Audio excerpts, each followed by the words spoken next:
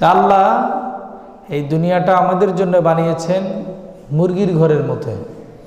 এই মুরগির ঘরের ভিতরে কিছুই নেই। কি নেই?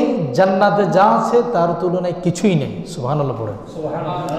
জান্নাতে যা আছে তার তুলনায় কিছুই নেই। মানে আমার ঘরে যা আছে তার তুলনায় মুরগির বাক্সের ভিতরে কিছুই নেই।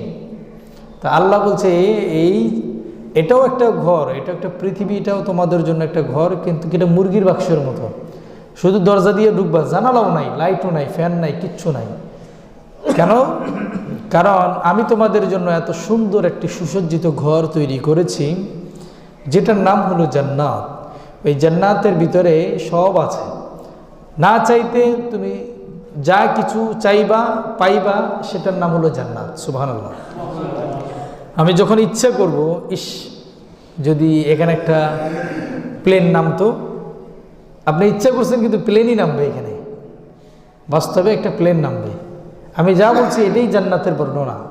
আপনি না চাইতে যেটাই পাবেন সেটার নাম হলো জান্নাত।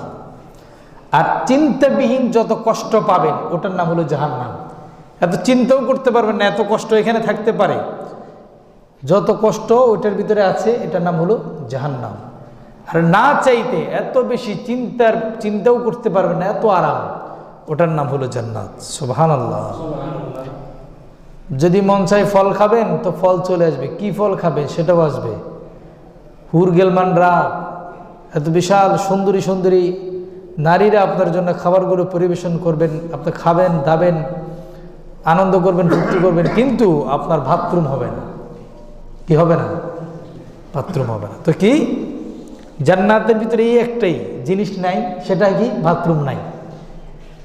সব আছে জান্নাতের ভিতরে, আপনি যা চাইবেন তাই পাবেন, কিন্তু পাবেন না কি?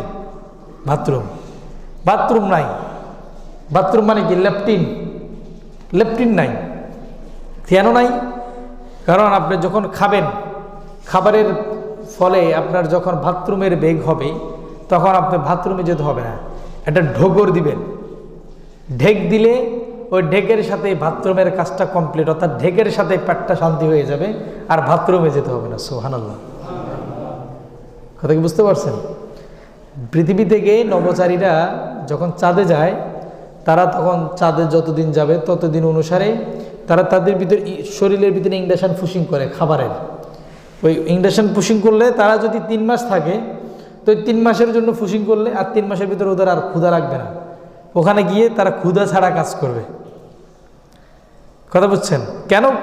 ক্ষুধা লাগলে কি সমস্যা? কারণ ক্ষুধা লাগলে বাথরুম নাই। ক্ষুধা লাগলে তো খেতে হবে, তো খেতে হলে বাথরুমে যেতে হবে, বাথরুমে যেতে হলে বাথরুম বানাইতে হবে, পানি রাখতে হবে। কিন্তু চাঁদে তো এই সমস্ত ব্যবস্থা নেই।